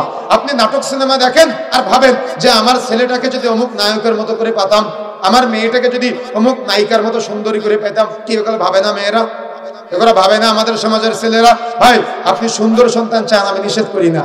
আপনি দেখতে সুন্দর সন্তান চান, আমি নিষেধ করি না। তবে আগে আপনাকে চাইতে হবে রব্বি হাবলি মিনাস সালিহিন, আল্লাহ তুমি আমাকে নেককার, পরহেজগার একটা সুসন্তান দান করো। কি চাইতে হবে বলেন তো আল্লাহর কাছে? আগে নেককার সন্তান চাইতে হবে, পরহেজগার সন্তান চাইতে হবে, তাকওয়াশীল সন্তান চাইতে হবে, যে সন্তান আপনাকে দুনিয়াতে উপকৃত করবে, যে সন্তান আপনাকে আখিরাতে উপকৃত করবে। এই জন্য আল্লাহর কাছে সবসময় আপনি কামনা করবেন, চাইবেন যে আল্লাহ তুমি আমাকে নেককার, পরহেজগার সুসন্তান দান করো। মা বোনেরা যারা আছেন দিন রাত আল্লাহর কাছে সাজদায় গিয়ে চাইবেন, রুকু দিকে চাইবেন, বৈঠকে বসে চাইবেন, রাতের শেষ তৃতীয়াংশে আল্লাহ প্রথম আসমানে নেমে আসেন, ওই সময়তে আপনি আল্লাহর কাছে দুই হাত তুলে একাকি বলবেন, আল্লাহ তুমি আমাকে একটা নেককার, পরহেজগার সুসন্তান দাও। যদি আল্লাহর কাছে দুই হাত তুলে দোয়া করে, আল্লাহ তার খালি হাত ফেরত দিতে লজ্জা পায়। চেয়েছেন কোনো সময় আপনি? সাজদায় গিয়ে চেয়েছেন কোনো সময়? আপনি তো চান নাই, আপনি পাবেন কিভাবে? চাইতে হবে আল্লাহর কাছে, আল্লাহর কাছে চাওয়া শিখতে হবে। সুতরাং প্রিয় বন্ধুরা আমার, প্রথম নীতিমালা আল্লাহর কাছে নেককার সন্তান চাইতে হবে, পরহেজগার সন্তান চাইতে হবে, সুসন্তান চাইতে হবে। দ্বিতীয়ত, যখন সন্তান দুনিয়াতে আসবে, আসার সাথে সাথে ওই সন্তানকে নিয়ে পরিকল্পনা করতে হবে যে আমি আমার সন্তানকে কেমন দেখতে চাই। আপনি জানেন, মাতৃগর্ভ থেকে সন্তান যখন দুনিয়াতে আসে, আসার সাথে সাথে বাচ্চা কান্না করে। আচ্ছা, কেন কান্না করে? কেন কান্না করে কোনো সময় গবেষণা করেছেন? যদি বাচ্চা কান্না না করে, ডক্টররা জোর করে বাচ্চাকে কান্না করানোর চেষ্টা করে। সহিহ মুসলিমের হাদিস, বাচ্চা যখন কান্না করে, কারণ হলো ওই বাচ্চার শরীরে একটা জিন শয়তান প্রবেশ করে, যার নাম হলো কারিন। এই কারিন জিন প্রবেশ করে ওই দিন থেকে বাচ্চাকে ওয়াসওয়াসা দিয়ে পথভ্রষ্ট করার চেষ্টা করে, এমনকি সে এক সময় খান্নাস হয়ে যায়। সূরা নাসের মধ্যে ডিটেইলস আলোচনা এসেছে যে খান্নাস, কচ্ছপ চিনেন আপনারা? কচ্ছপের মুখ ধরতে পারবেন কোনো সময়? কেন ধরতে পারবেন না? ও মুখ ধরতে গেলে মাথাটাকে গড়িয়ে নেয়। তো এই খান্নাস টাইপের জিন শয়তান, ও আপনাকে পাপ করতে সহযোগিতা করে, ও নিজে পালায়, ওকে আপনি ধরতে পারবেন না। ও দেখবেন আপনি যখন এটা পাপ করেন, গুনাহ করেন, ওই পাপ করার সময়, গুনাহ করার সময় অন্তরে লজ্জা লাগে না, ভয় কাজ করে না, কিন্তু যে পাপটা হয়ে যায় তখন মনে হয় আমি কেন পাপটা করলাম, আমি তো পাপটা না করলেও পারতাম। কি তাই না? এটা কে করে জানেন? ওই খান্নাস টাইপের জিন করে। তার মানে ওই দিন থেকে ওই বাচ্চার শরীরে ওই জিন প্রবেশ করে ওয়াসওয়াসা দেওয়ার চেষ্টা করে। আর বাবাকে, অর্থাৎ বাচ্চার বাবা মাকে ওই দিন থেকে দায়িত্ব হয়ে যায় ওই শয়তান থেকে সন্তানকে কিভাবে মুক্ত করা যায়। কিন্তু কোন বাবা মা যদি দায়িত্ব অবহেলা করে, তাহলে ওই সন্তানের সঙ্গী হয়ে যায় ওই শয়তান। আর যদি বাবা মা তার সন্তানকে সাথে নিয়ে নামাজে যায়, বাবা মা তার সন্তানকে ওই শয়তান থেকে মুক্ত থাকার জন্য নসিহা করে, শয়তান থেকে মুক্ত থাকার জন্য বাবা মা যদি সন্তানকে শিক্ষাগুলো দেয়, তাহলে শয়তান থেকে সন্তান সবসময় দূরে থাকার চেষ্টা করে। কিন্তু বাবা মা তো এই শিক্ষাগুলো কখনো দেয় না, বরং এটা জানেই না অনেক বাবা মা। এই জন্য প্রত্যেক বাবা মায়ের উচিত, রাসূলুল্লাহ সাল্লাল্লাহু আলাইহি ওয়াসাল্লাম বলছেন, বুখারী মুসলিম মিশকাতের 90 নম্বর হাদিস, কুল্লু মাউলুদিন ইউলাদু আলাল ফিতরাত, প্রত্যেক আদম সন্তান যখন জন্মগ্রহণ করে তখন সে ফিতরাতের জন্মগ্রহণ করে। তার মানে অর্থাৎ তার মাতা পিতা তাকে জান্নাতের পথ দেখাতে পারে, তার মাতা পিতা তাকে জাহান্নামের পথ দেখাতে পারে। একজন পিতামাতা চাইলে সন্তানকে জান্নাতের পথের পথিক বানাতে পারে, পিতামাতা চাইলে সন্তানকে জাহান্নামের পথের পথিক বানাতে পারে। কেন? সে কিন্তু ফিতরাতের উপর দুনিয়াতে আসে। এখন আপনি কেমন পিতা? সন্তানকে কোন পথ দেখালেন? জান্নাতের পথ দেখালেন নাকি জাহান্নামের পথ দেখালেন? আমি দেখেছি আপনার সন্তানের জন্য বনের জমি ফাঁকি দিয়ে সন্তানের জন্য রেখে যেতে, আমি দেখেছি চুরি করে সন্তানের জন্য সম্পদ রেখে যেতে, কিন্তু আমি কখনো এটা আপনাকে দেখি নাই যে আপনি আপনার ওই সন্তানকে নসিহা করতেছেন। আমি দেখেছি সন্তানকে বেনামাজি বানাতে, আমি দেখেছি সন্তানের সামনে আপনাকে সিনেমা দেখতে, আমি দেখেছি সন্তানের সামনে আপনাকে মিথ্যা বলতে, আমি দেখেছি সন্তানের সামনে আপনাকে একটা গাড়ি আছে আর একটা গাড়ি লাগবে এই পরিকল্পনা করতে, 1 বিঘা জমি আছে আর 1 বিঘা জমি লাগবে এই পরিকল্পনা করতে। দুনিয়াবি বহু পরিকল্পনার বহু গল্প আমি আপনার সন্তান এবং আপনার মাঝে দেখেছি, কিন্তু আমি কখনো দেখি নাই যে আপনি আপনার ছেলেটাকে পাশে বসিয়ে সিরাতে মুস্তাকিমের শিক্ষা দিয়েছেন। আমি কোনোদিন দেখি নাই যে আপনি আপনার ছেলেটাকে পাশে বসিয়ে আপনার ছেলেটাকে বলেছেন যে আব্বু তোমাকে জান্নাতুল ফিরদাউসে যেতে হবে, আব্বু তোমাকে রাইয়ান নামক দরজা দিয়ে জান্নাতে যেতে হবে, আব্বু তোমাকে পুলসিরাত দ্রুত গতিতে পার হতে হবে, আব্বু তোমাকে রাসূলের সাথে জান্নাতে থাকতে হবে, আব্বু তোমার মিজানের পাল্লায় নেকির পাল্লা ভারী হতে হবে, পাপের পাল্লা হালকা হতে হবে, আব্বু তোমার আমলনামা ডান হাতে আসে এমন আমল করতে হবে, আব্বু তোমার কিয়ামতের মাঠে যাতে করে তুমি আরশের ছায়ায় থাকতে পারো তোমাকে এমন প্রচেষ্টা চালাতে হবে। আমি কোনোদিন আপনার সন্তানকে শিক্ষাগুলো দিতে দেখিনি। ব্যর্থ বাবা আপনি, ব্যর্থ বাবা আপনি। আমি বলে যাচ্ছি আপনি ব্যর্থ বাবা। কোনোদিন আমি আপনার মাঝে দেখি নাই যে আপনি আপনার সন্তানকে এই বিদ্যাগুলা শিখিয়েছেন, কিন্তু আপনি আপনার সন্তানকে ঠিকই সিনেমা দেখা শিখিয়েছেন। আপনার ছেলে আপনার সামনে কানে হেডফোন লাগায় গান শুনে, আর আপনি কাপুরুষ বাবা দাঁড়ায় থাকেন। আপনার ছেলে হেডফোন লাগিয়ে তো আর ওয়াজ শুনে না। কথা কি বুঝতে পেরেছেন? সুতরাং প্রিয় বন্ধুরা আমার, মূলত আমি যেটা বোঝাতে চাচ্ছি, আমাদের এই সমাজকে, আমাদের এই রাষ্ট্রকে, আমাদের এই পরিবারকে, আমাদের এই দেশকে যদি আপনি মূল্যবোধের মধ্যে নিয়ে আসতে চান, তাহলে আপনাকে আমাকে অবশ্যই অগ্রগামী ভূমিকা পালন করতে হবে এবং শরীয়তের জ্ঞান অর্জন করতে হবে। আমি বারবার বলছি একটা কথা, আপনার ছেলেকে দুনিয়াবি যে শিক্ষাই দেন না কেন আপনি দেন, তবে আগে থেকে শরীয়তের জ্ঞান দিতে হবে। আমি দেখেছি আপনার সন্তানকে চুরি করা শেখাতে, কিভাবে ওজনে বা পরিমাপে কম দেওয়া যায় কিভাবে, এটা শিখাতে দেখেছি। কিন্তু আমি কখনো আপনার ছেলেকে এটা শিখাতে দেখি নাই যে আব্বু তুমি কখনো ওজনে কম দিও না, পরিমাপে কম দিও না। এটা আপনি আপনার ছেলেকে শিখান নাই। আমি দেখেছি আপনি আপনার সন্তানের দাড়ি কেটে দিয়েছেন, আর আপনার সন্তান আপনার দাড়ি কেটে দিয়েছে, কিন্তু আমি কখনো দেখি নাই যে আপনি আপনার ছেলেটাকে বলেছেন, আব্বু পৃথিবীতে দুনিয়াতে পিতামাতা সন্তান সন্তানাদি যা কিছু আছে সবকিছু চাইতে রাসূলকে বেশি ভালোবাসতে হবে, তুমি তোমার দাড়িগুলোকে ছেড়ে দিবা কেন? রাসূলের সুন্নাত দাড়ি লম্বা করা এবং মুছগুলোকে ছোট করা, এটা নির্দেশসূচক সুন্নাত। আব্বু তুমি কখনো সুন্নাত কাটবে না। আমি কখনো দেখি নাই আপনাকে শিক্ষাগুলো দিতে। আমি কখনো দেখি নাই আপনার ছেলেকে আপনি বলেছেন, রাসূলুল্লাহ সাল্লাল্লাহু আলাইহি ওয়াসাল্লাম বলেছেন, লা ইয়াদখুলুল জান্নাতা মুদমিনুল খামর, নেশা জাতীয় দ্রব্য সেবনকারী কখনো জান্নাতে যাবে না। রাসূলুল্লাহ সাল্লাল্লাহু আলাইহি ওয়াসাল্লাম বলেছেন, সালাসুন কাদ হারামাল্লাহু আলাইহিমুল জান্নাহ, তিন শ্রেণীর ব্যক্তির উপরে জান্নাত হারাম, তার মধ্যে এক নম্বরটা হলো মুদমিনুল খামর, যে ব্যক্তি নেশা জাতীয় দ্রব্য সেবন করবে তার জন্য জান্নাত হারাম। আপু তুমি কখনো এগুলা সেবন করবে না, এগুলা সেবন করলে তোমার জান্নাত হারাম হয়ে যাবে। আমি দেখি নাই, বরং আমি দেখেছি আপনি আপনার ছেলেকে সিগারেট ধরিয়ে দিয়েছেন, আর আপনার ছেলে আপনার সিগারেট ধরিয়ে দিয়েছে। কথা বুঝেন না মনে হয়? কথা বুঝতে পেরেছেন? যখন কোনো মাহফিলে গিয়ে আমরা বলি কোরআন মাজিদ দরকার, তখন কোরআন মাজিদ ঠিকই দেয়, কিন্তু শোকেসের উপর থেকে বা আড়ার উপর থেকে বা বিভিন্ন জায়গা থেকে এমনভাবে নিয়ে আসে তার উপরে ধুলাবালি জমে থাকে, ওই ধুলাবালি গামছা দিয়ে মুছে তারপরে আমাদের কাছে দেয়। তার মানে এই কোরআন মাজিদ বহু বছর বা বহু মাস বা বহু সপ্তাহ তারা পড়ে নাই। আপনার পরিবারে শত শত টাকার, শত শত হাজার হাজার টাকার, লক্ষ লক্ষ টাকার বিভিন্ন বই আছে, কিন্তু আপনার বাড়িতে কোরআন মাজিদ নাই, আপনার বাড়িতে কোরআন মাজিদের একটা তাফসির নাই, আপনার বাড়িতে সিরাতের কোনো কিতাব নাই, আপনার বাড়িতে সাহাবাদের জীবনীমূলক কোনো কিতাব আমি দেখি নাই। তাহলে আপনার সন্তান সাহাবীদের আদর্শে আদর্শিত হবে কিভাবে? আপনার সন্তান রাসূলের আদর্শে আদর্শিত হবে কিভাবে? আপনার সন্তান তো আদর্শিত হবে খেলোয়াড়ের আদর্শে, আপনার সন্তান আদর্শিত হবে তো নায়ক নায়িকাদের আদর্শে। কথা কি বুঝতে পেরেছেন? এই জন্য প্রিয় বন্ধুরা আমার, আমাকে আপনাকে এই মানবতার অবক্ষয় যেগুলো আছে এগুলা থেকে ফিরে এসে কোরআন ও সহিহ সুন্নাহর নিকটবর্তী হওয়ার জন্য আপ্রাণ চেষ্টা করতে হবে, আর সন্তানদেরকে সেই শিক্ষাগুলো দেওয়ার চেষ্টা করতে হবে।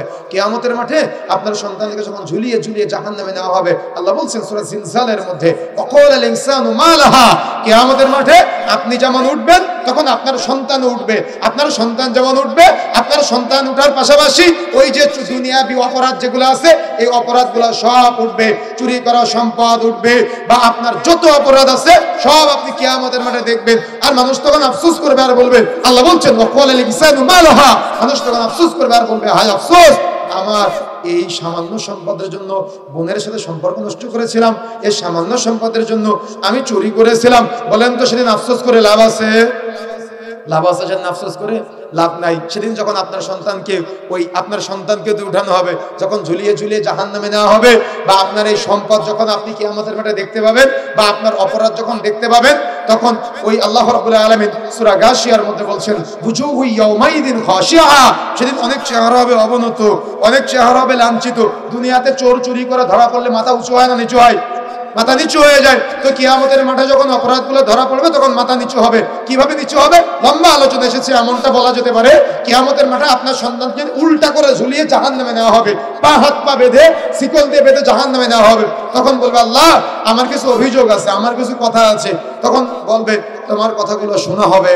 তখন আপনার সন্তানের হাতের বাঁধন, পায়ের বাঁধন খুলে দেওয়া হবে। তখন সে দুই হাত উঁচু করে বলবে, আল্লাহ আমার বাবা আমাকে ফজরের সময় মসজিদে নিয়ে যায়নি, আজকে আমি আমার বাবাকে না নিয়ে একা একা জাহান্নামে যাব না। আল্লাহ আমার বাবা আমার সিগারেট ধরিয়ে দিয়েছে, আমি আমার বাবা সিগারেট ধরিয়েছে, আমার বাবা আমাকে হারাম খাওয়া শিখাইছে, যার কারণে আজকে আমার জাহান্নাম হচ্ছে। আমি তো আমার বাবাকে না নিয়ে একা একা জাহান্নামে যাব না। আল্লাহ আমার বাবা আমার ফুফুর জমি ফাঁকি দিয়ে আমার জন্য রেখে গিয়েছিল, আমি এটা জানতাম না, ফাঁকি দিয়েছে আমার বাবা, আমি ফাঁকি দেইনি, আমি জানলে আমার ফুফুকে দিয়ে আসতাম, আমার বাবাকে জাহান্নামে দেওয়া হোক, আমি জাহান্নামে যেতে চাই না। আল্লাহ ওই যে 5 তলা বিল্ডিং এর কারণে আমার জাহান্নাম দেওয়া হচ্ছে, ওটা আমি বানাই নাই। আল্লাহ আমার বাবা ব্যাংক থেকে সুদের টাকা লোন নিয়ে আমার বাবা বানিয়েছিল, ওটা আমি অপরাধ করি নাই, অপরাধ করেছে আমার বাবা, আমার বাবাকে জাহান্নামে দেওয়া হোক। আল্লাহ আমার বাবা আমার দাড়ি কেটে দিয়েছে, আমি আমার বাবার দাড়ি কেটে দিয়েছিলাম, আমার বাবা আমাকে অপরাধ করা শিখিয়েছে, আজকে আমি আমার বাবাকে না নিয়ে একা একা জাহান্নামে যাব না। আপনার মেয়েটা বলবে, আল্লাহ আমি আমার বাবা মায়ের সামনে বেপরদায় রাস্তাঘাটে চলতাম, বুকে পিঠে ওড়না দিতাম না, অশ্লীলতার সাথে চলতাম, আমার বাবা মামাকে কখনো কিছু বলে নাই, আজকে তো আমি আমার বাবা মাকে না নিয়ে একা একা জাহান্নামে যাব। কথা বুঝেন না মনে হয়? আপনি কাপুরুষ বাবা দাঁড়িয়ে আছেন, বাজারে গিয়েছেন আপনার মেয়ে আর আপনার স্ত্রীকে নিয়ে, আপনি দাঁড়িয়ে আছেন আর আপনার মেয়ে দোকানদারের সাথে দরদাম করার ভাইয়া ভাইয়া করে। কথা কি বুঝতে পেরেছেন? এই যে একটা অবক্ষয় চলতেছে আমাদের মাঝে, কেন? শরীয়তের জ্ঞান নাই তাই, কোরআন হাদিসের জ্ঞান নাই তাই। আমরা কোরআন হাদিসের ইলম অর্জন করার পছন্দও করি না। আমাদের সমাজের মানুষ জুমার দিন ওই গিয়ে শেষে শুধুমাত্র নামাজ ধরে, নামাজ পড়ে সবার আগে আবার মসজিদ থেকে বের হয়ে আসে, তারা খুতবা শোনার প্রয়োজন মনে করে না। এই যে চলছে আমাদের সমাজে, এগুলা যদি এভাবে চলতে থাকে তাহলে মানবতা কিভাবে উন্নত হবে, সমাজ কিভাবে উন্নত হবে, স্বর্ণাক্ষরে কিভাবে লিখিত হবে, অসম্ভব হতে পারে না। এই জন্য প্রিয় বন্ধুরা আমার, আমাকে আপনাকে আদর্শ সন্তান গঠন করা ছাড়া বিকল্প কোনো পথঘাট নাই। আর যদি আপনি আদর্শ সন্তান রেখে না যান তাহলে ভবিষ্যৎ প্রজন্ম পঙ্গু হয়ে যাবে। আর আজকে তো আমাদের যে দুই একজন বাবা মা সন্তানদেরকে মসজিদে নিয়ে আসে, যেহেতু রাসূলুল্লাহ সাল্লাল্লাহু আলাইহি ওয়াসাল্লাম বলেছেন মুরু আওলাদাকুম বিসসালাতিহিম আবনাউ সাবঈ সিনিন, তোমাদের সন্তানদের বয়স যখন 7 বছর সালাতের প্রশিক্ষণ দাও, 10 বছর বয়সে সালাত আদায় না করলে প্রয়োজনে প্রহার করা, বিছানা পৃথক করে দাও। যে দুই একজন বাবা তাদের বাচ্চাদেরকে মসজিদে নিয়ে আসে, আমাদের সমাজের কিছু অতি সুফি আছে, অতি পরহেজগার আছে, অতি তাকওয়াশীল আছে, যারা রাসূলের চাইতে তাকওয়াশীল, যারা রাসূলের চাইতে আল্লাহওয়ালা ভাব নাই, যারা রাসূলের চাইতে পরহেজগারিতার ভাব নাই। কেন বললাম জানেন? বাচ্চা মসজিদে কথা বলে বাচ্চাকে মসজিদ থেকে বের করে দেয়। কি আছেন আপনাদের এলাকায়? আছে, আমাদের দিকে দেখেছি আমরা। অথচ যখন আমরা মসজিদে নববীতে গিয়েছি দেখি বাচ্চারা যাতে করে মসজিদে আসে জন্য খেলনার ব্যবস্থা করা হয়েছে, আর আপনার মসজিদের সভাপতি সাহেব বাচ্চাকে মসজিদ থেকে বের করে দেয়। রাসূলুল্লাহ সাল্লাল্লাহু আলাইহি ওয়াসাল্লাম নামাজ পড়তেছে, সালাত আদায় করতেছে, রাসূলের ঘাড়ে পিঠে নাচতে হাসান হুসাইন উঠে, রাসূলের নামাজের গতি হয় না। আর আপনি রাসূলের সাথে পরহেজগার হয়ে গেলেন, আপনি রাসূলের সাথে আল্লাহওয়ালা হয়ে গেলেন, আপনি রাসূলের চাইতে তাকওয়াশীল হয়ে গেলেন।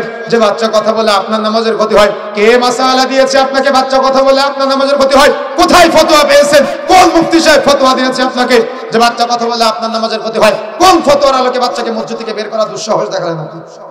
মসজিদ থেকে বের করলেন কেন?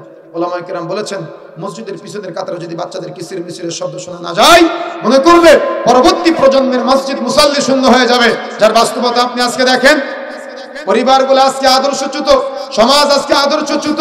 যেমন বাবার সামনে ছেলেরা সিগারেট, জর্দা, মাদক দ্রব্য এগুলা সেবন করতে লজ্জা পায় না, সেম একইভাবে মানবতা অর্থাৎ রুচি অর্থাৎ চরিত্র এতটাই নোংরা মানের হয়েছে, এতটাই অভুক্ত হয়েছে আমাদের সমাজে। একটা ছেলে এবং একটা মেয়ে ও জামা গায়ে দেয়, ওর জামার মধ্যে 4-5 জায়গায় সেরা ফাটা, ও প্যান্ট পরে, ওর প্যান্টের মধ্যে 4-5 জায়গায় সেরা ফাটা, ও এই সেরা ফাটা জামা ও এই সেরা ফাটা প্যান্টটাকে ট্র্যাডিশন মনে করে, আদর্শ মনে করে। তাহলে তার রুচি কতটাই নোংরা, তার রুচি কতটাই খারাপ, তার রুচি কতটাই জঘন্য। কেন এমনটা হচ্ছে? কেন হচ্ছে এমনটা? বক্তব্য দিয়ে যাব, কালকে সকালে তো ভুলে যাবেন। আর আপনি বলবেন একদিন পাপ করলে কি হয়, একদিন ভুল করলে কি হয়, একবার অন্যায় করলে কি হয়? ও শখ করে একটু পড়েছে, আপনি এত কঠিন ভাষায় বললেন কেন? আরে কঠিন ভাষায় বলবো না তো কি? এটা কি মানবতার মধ্যে আসে? এটা কি কোনো রুচির মধ্যে আসে? একটা ছেলে একটা প্যান্ট পরে আছে, তার হাঁটুর ও জায়গায় বড় আকারে ছেঁড়া, এটা নাকি আবার ট্র্যাডিশন, এটা নাকি আবার আদর্শ।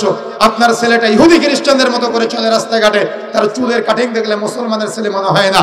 সামনে এক কালার, পিছনে এক কালার, ডানে এক কালার, বামে এক কালার, ওর চুলের কাটিং দেখলে ওকে ইহুদি খ্রিস্টানের ছেলে মনে হয় আমার।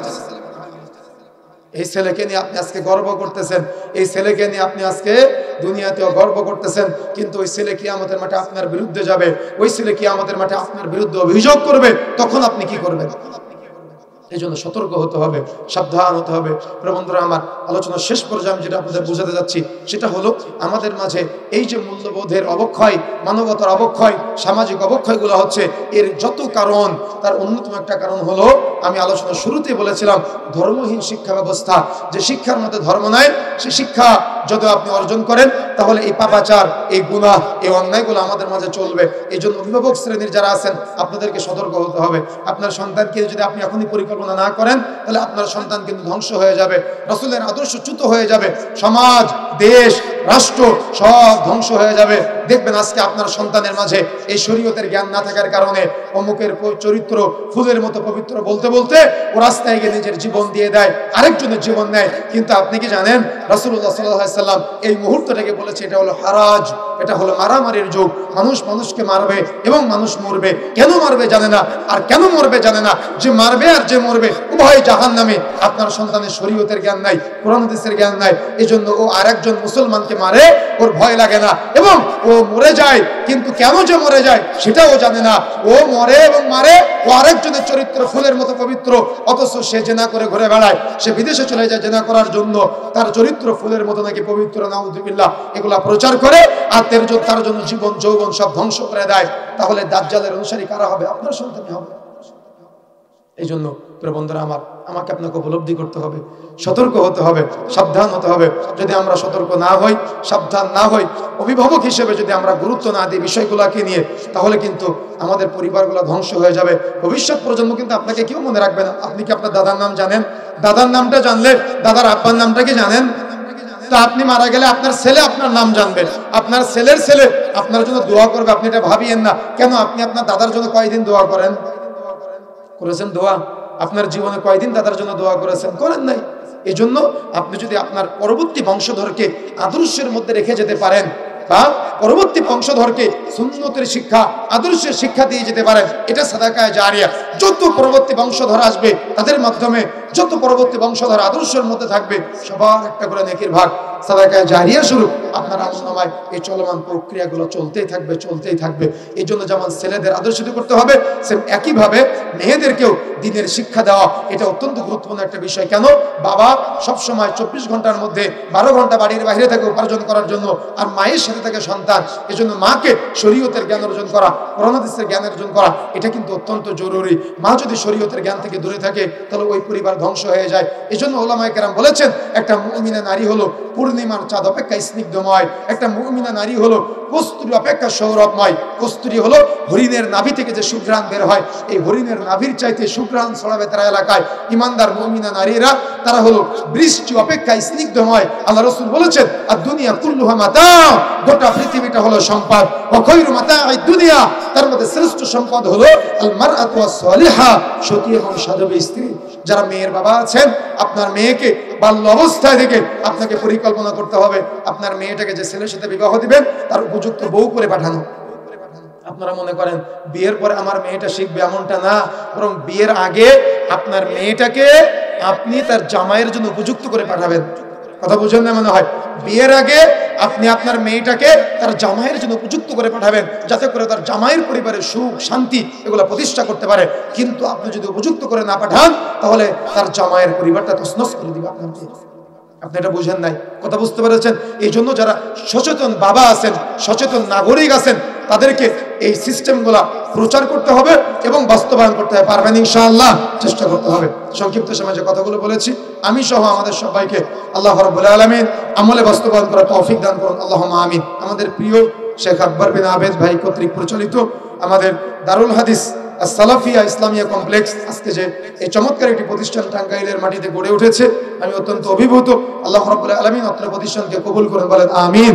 অত্র প্রতিষ্ঠানের সাথে যারা আপনারা বিভিন্নভাবে জড়িয়ে আছেন, অর্থ দিয়ে, পরামর্শ দিয়ে এবং শারীরিকভাবে সহযোগিতা করে, সন্তান দিয়ে, এই সার্বিক সহযোগিতা আজকে প্রতিষ্ঠানের এই প্রারম্ভে বা সূচনার সময় আমরা যে সাথে আছি, কিয়ামতের আগ পর্যন্ত প্রতিষ্ঠান থাকবে, কিন্তু আমরা থাকবো না।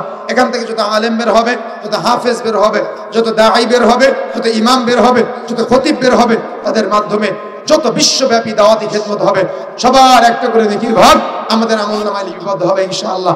আমরা এটা চাই। আল্লাহ রাব্বুল আলামিন আমাদের সবাইকে কবুল করুন। আমরা যারা এখানে একসাথে আছি, আল্লাহ রাব্বুল আলামিন আমাদের সবাইকে জান্নাত পর্যন্ত একসাথে থাকার তৌফিক দান করুন, বলেন আমিন। আমরা যারা এখানে একসাথে আছি, আল্লাহ রাব্বুল আলামিন জান্নাতেও কোনো একদিন এভাবে একসাথে বসে গল্প করার তৌফিক দান করেন, বলেন আমিন। এই আশা, এই দাবি, এই দাওয়া ব্যক্ত রেখে সংক্ষিপ্ত সময়ের আলোচনা আমরা এখানে সমাপ্ত করছি। সুবহানাকা আল্লাহুম্মা বিহামদিক, আশহাদু আল্লা ইলাহা ইল্লা আনতা, আস্তাগফিরুকা ওয়া আতুবু ইলাইক। আসসালামু আলাইকুম ওয়া রাহমাতুল্লাহি ওয়া বারাকাতুহু।